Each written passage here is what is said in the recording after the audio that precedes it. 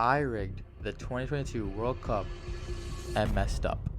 For 2 years now, this guilt has been killing me. So, let's rewind a bit. The 2022 FIFA World Cup in Qatar was the first held in the Middle East. Argentina defeated France in a thrilling final, with Lionel Messi winning his first World Cup trophy. But this wasn't supposed to happen. You see, the GOAT of football was also in the tournament, Cristiano Ronaldo, playing for Portugal and trying to win the tournament. But here's the thing. This was their first World Cup where they made it to the quarterfinals. After beating Ghana and Uruguay, they secured their place for the round of 16, topped Group H, and made it to the quarterfinals against Morocco. But this is where it all went down. You see, I was a big fan of the tournament, watching it at home and then wishing to go watch it in real life. So that happened. Next thing I knew, I was on a flight to Doha, Qatar.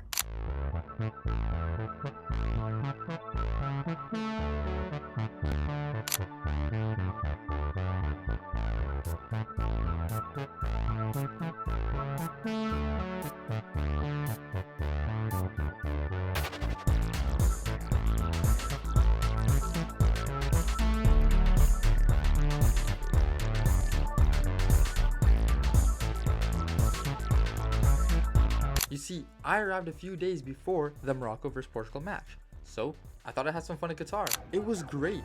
I went to the World Cup parties, saw the previous year's Cup's relics, saw the used match balls, even saw the first World Cup trophy, even got to see the golden boot.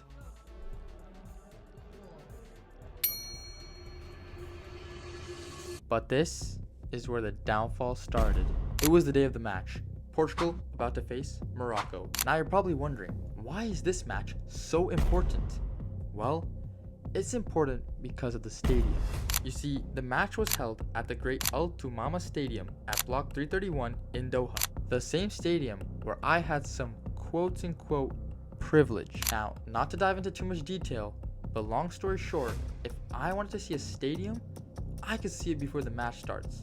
You know, get like a little VIP tour before the players and fans arrive. So there I was, having a blast and checking out the stadium. You know, trying out the seats, getting multiple angles of the view, and even trying out some corners on the field. But when I had a thought that I should go check out the net, it all went down. There I am, running down the line to get to the net. Now, it was just supposed to be a small video of how small I am inside, but when I wanted to feel it, it was over. Little did I know, the match started. You see, I was on the Portugal side. I was rooting for them. Ronaldo had to win this World Cup. So when I saw it was still 0-0 after the first half, I got pretty worried. It was until this moment when Moroccan player En-Nesyri got this insane header. You see that point? That was where I touched and stretched the net. Morocco wins and moves on to the semifinals.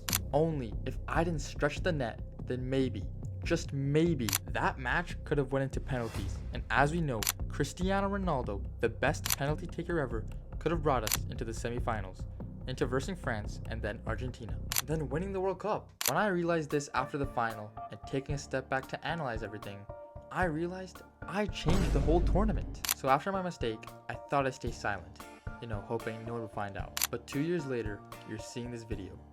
And it's only because of how many people all over social media is saying that Messi is the GOAT because he won the World Cup. Like, no, Ronaldo literally could have won.